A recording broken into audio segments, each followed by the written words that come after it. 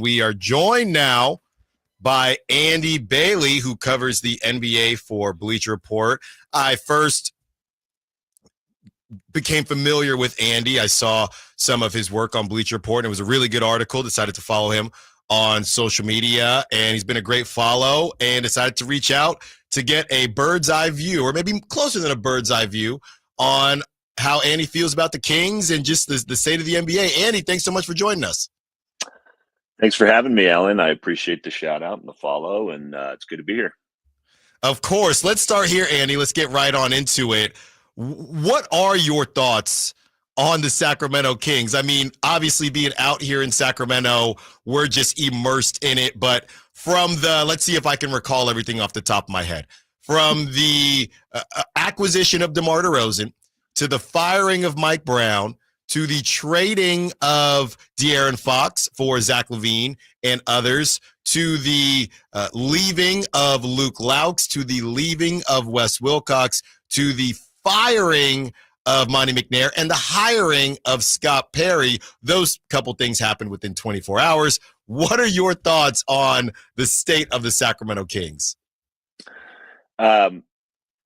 I don't think I've ever heard it all encapsulated in a few seconds like you just did, and it's crazier than I could have even remembered. I wrote an article shortly after they were eliminated from the play-in tournament, and this may not be all that popular in Sacramento, but I'm not sure there's a much more dire situation in the league.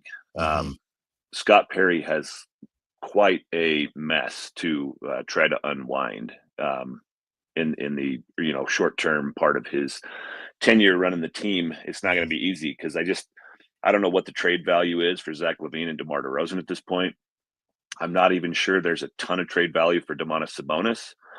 And I say that as someone who probably, like over the last couple of years, I would probably say Domantas Sabonis has been a top 15 to 20 player in the NBA, at least production-wise. But he's just kind of difficult to build around from a let's go win a championship perspective.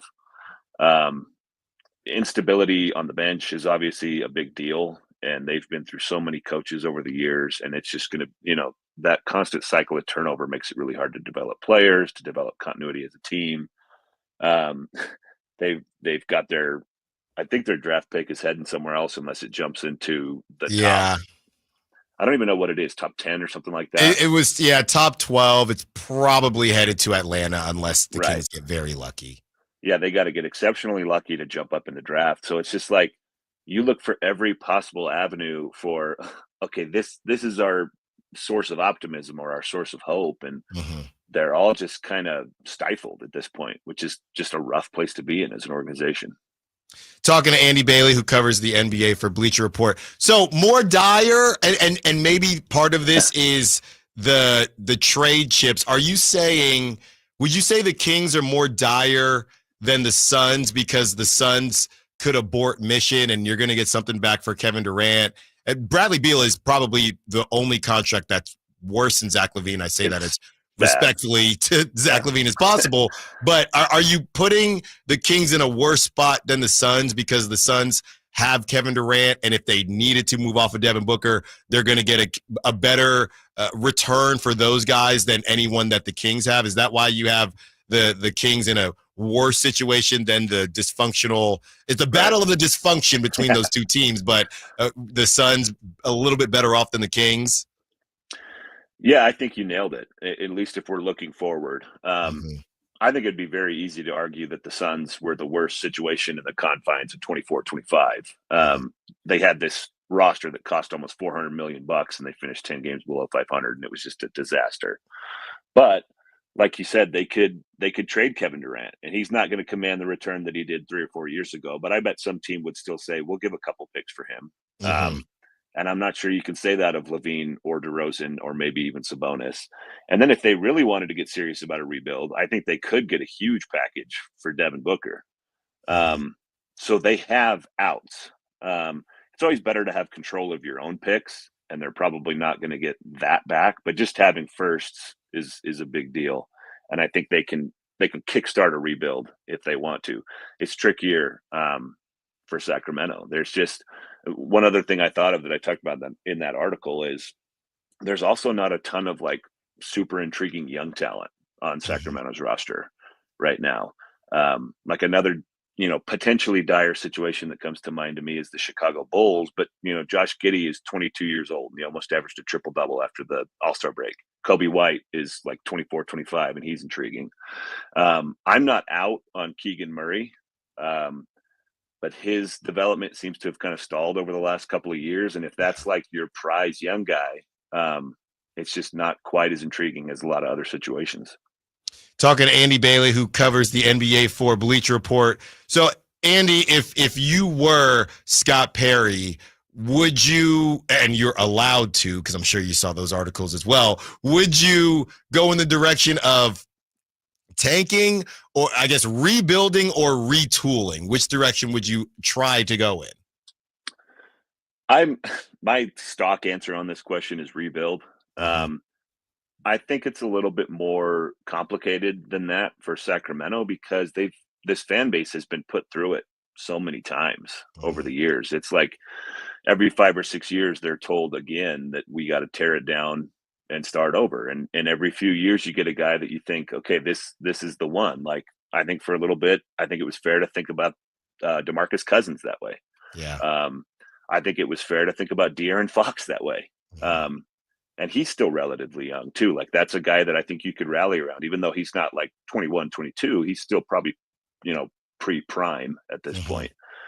And so to tell the fan base over and over on average, like every half decade, we got to start over. I can sympathize with that being difficult. At the same time, you're in the Western Conference. That's just bad luck, frankly. Yeah. It's more difficult to win and be successful in that conference than it is in the East. And with this current core, even though they kind of might have to run it back next season, it's just hard to imagine them reaching a much higher ceiling than they did this year, especially when every year there's going to be 2 or 3 teams in the West that are able to, ante up a little bit more and be a little bit better heading into next season. So it's just such a tough situation. If I could get any team to offer me like moderate value for Levine and DeRozan, I would probably do it. It's just a tough pill to swallow, I think, for a fan base that's really had to endure a lot of tough years. Talking to Andy Bailey, who covers the NBA for Bleacher Report. Andy, where are you at with Doug Christie?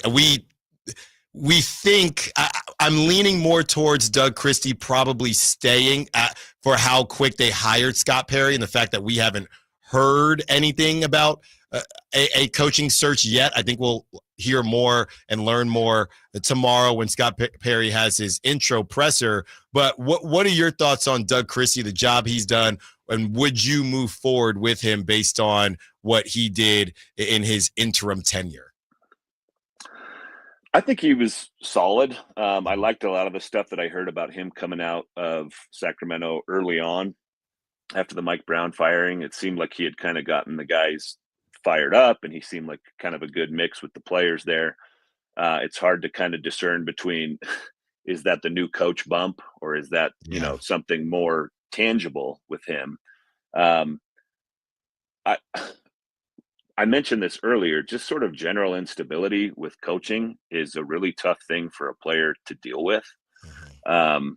Too much stability is also maybe not the best. I was talking to people in Denver about this last night, and you listen to the same coach for 10 years, that can get stale too. Right. But if you're asking NBA players to adjust to a new voice every 2 years, or if Doug Christie were gone like every 6 months, that's just a difficult thing to do. I think I will say that I think he's done enough in his short time, even though they missed the playoffs, to warrant an extended look. Yeah, and it also comes down to the Taylor Jenkins of the world. Who else maybe would be interested in Sacramento?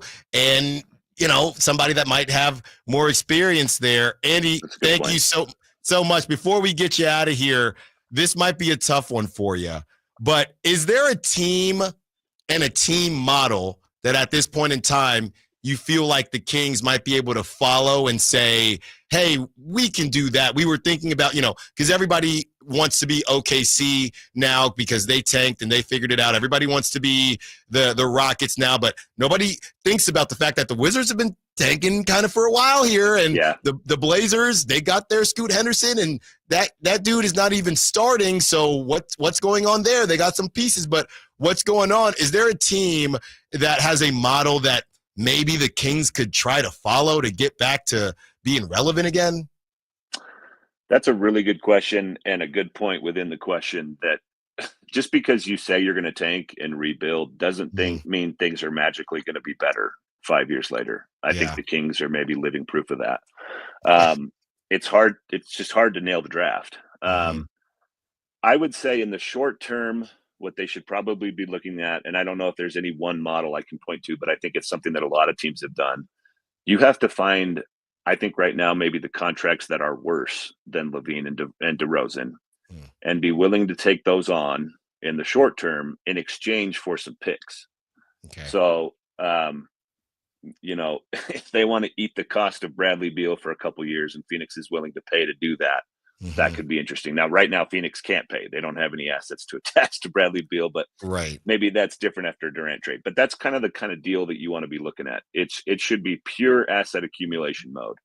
And then in the draft, and this is just more of a personal preference for me, I would be looking at guys kind of like Keegan Murray, honestly, who have, size and length, can kind of move like a wing, and are more I want to know that they have like one NBA ready skill. And coming into his career, that was shooting for Keegan Murray. And I guess maybe the jury has returned to the jury room on that for him. But I would look for skill and a combination of size and versatility. And that's easier said than done. Everybody's looking for those things in the draft. But I think right now it's just hardcore asset accumulation mode and try to get skilled, versatile guys in the draft. Real quick, Andy, just because I have you, and this came up yesterday, some people were bringing up a Jonathan Kuminga. Some people were bringing up a sign and trade Malik Monk for Jonathan Kuminga. Well, what do you think about Jonathan Kuminga? And, he tried to bet on himself, played some of the best basketball of his career, and then was injured for a good period of time to get Jimmy. Now he's out of the rotation. What do you think about Jonathan Kuminga's market? The Kings would have to essentially be going into some rebuild. He's only 22, but I don't think he is a win-now player right now. But, yeah, Jonathan Kuminga has come up. We're only about an hour away from the Bay, so, of course, it's come up. What do you think about Jonathan Kuminga? I think that would be great. I think add what you just said to the philosophy that I kind of laid out. So in addition to maybe taking on some bad contracts, I think another thing to do for a team that's kind of stuck is bet on pedigree. Bet on guys who were drafted real high or who had a good pedigree coming out of high school, and for whatever reason, it just didn't work at the first stop. And you can point to a bunch of different reasons in Golden State. Kuminga's he's very fascinating to me. I mean, there have been times with him in Golden State over the years where he finishes, and I like flash back to Amari Stoudemire. He's that kind of a freak athlete. But he also has some wing skills too, which is obviously a little different than Amari. I still think he has immense potential, and he's exactly the kind of younger guy that you would, I think, be smart to bet on if you're the Kings. I don't have Monk's salary in front of me right now, so they might have to add somebody to him to get to what Kuminga wants in restricted free agency. But if they could land somebody like that, I think that would be great. Andy Bailey, thank you so much for joining us. Go check out all of his work on BleacherReport.com or the Bleacher Report app. Andy, we got to do this again, man. This was great. And be sure to follow him on social media. We will talk to Andy again throughout the summer because it might be a long one for the Sacramento Kings. Andy, thanks so much for joining us. Enjoy the rest of your week. Appreciate it, Alan. Speaking of Malik